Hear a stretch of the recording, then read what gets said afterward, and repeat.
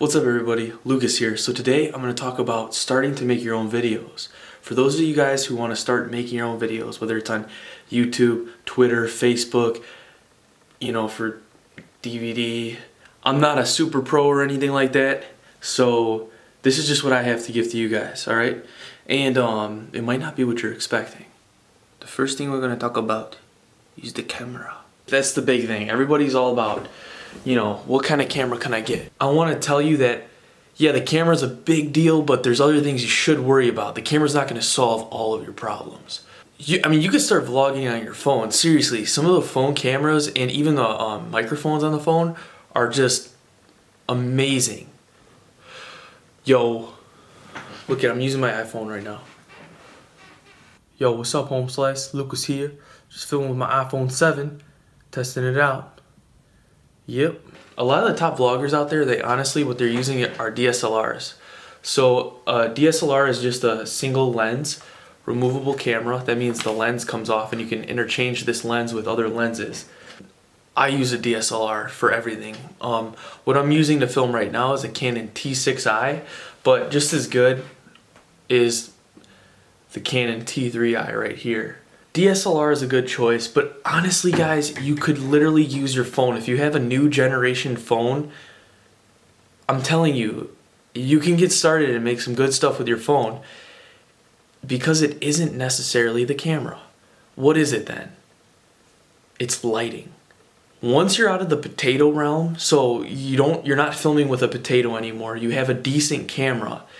It's more of the lighting rather than the camera itself. You're like, yo dog, my camera is better than yours. Let's put them on the table, let's compare. No, it's the lighting, man. I'm telling you, the lighting makes all the difference. I mean, look at my room right now.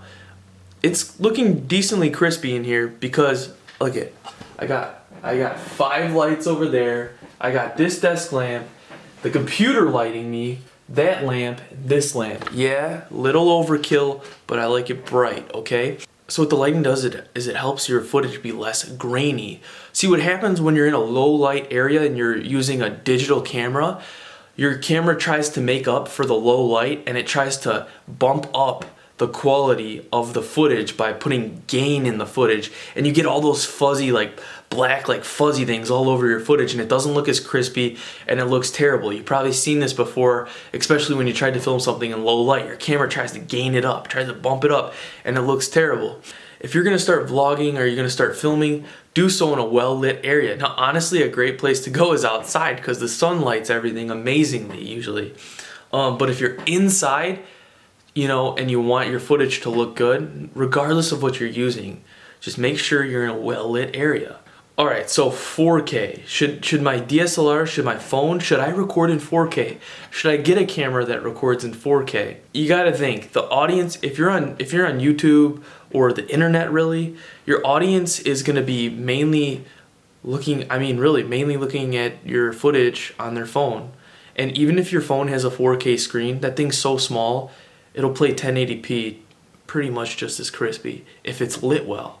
If you're gonna be like, oh my, I'm not gonna buy that camera because it doesn't record in 4K, maybe think twice. Let me tell you something else. If you don't have a fast computer or good internet speed, editing in 4K and uploading in 4K is gonna be a nightmare. Okay, that's pretty crispy, not gonna lie. I gotta leave.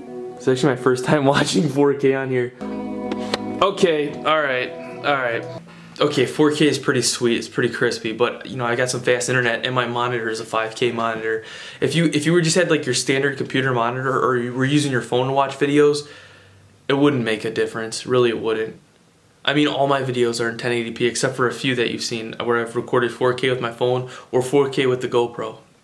Another huge thing that everybody messes up when they want to start vlogging or start making videos is audio. Alright, the key point here is audio. The more you take your camera away from you, the worse the audio gets exponentially.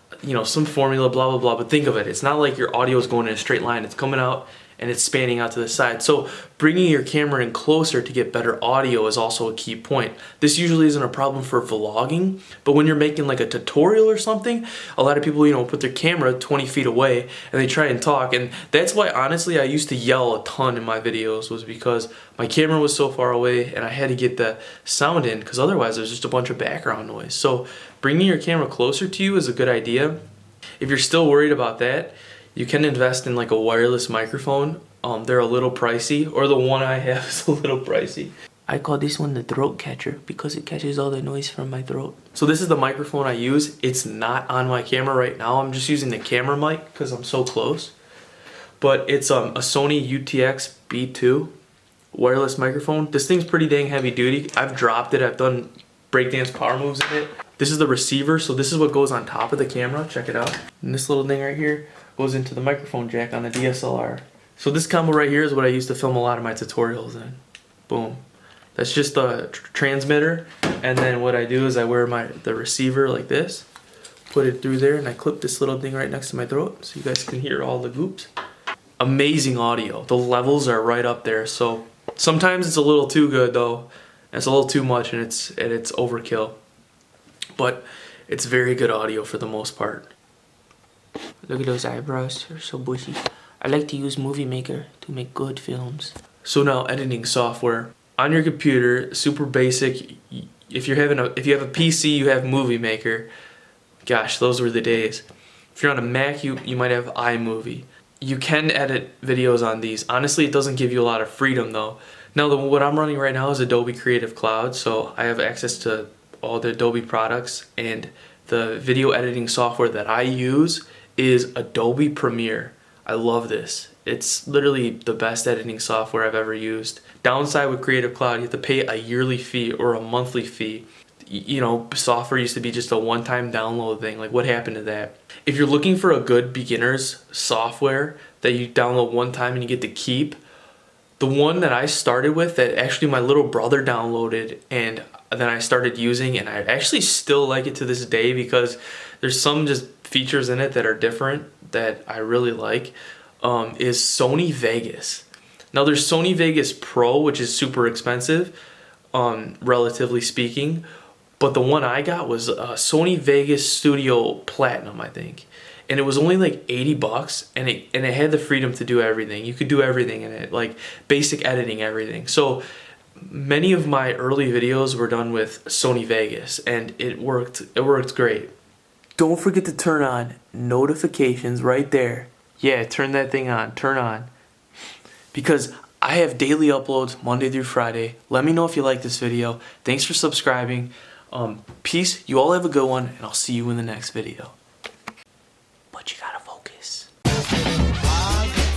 that fresh? Everybody wanna get down like that. Ain't that fresh? Everybody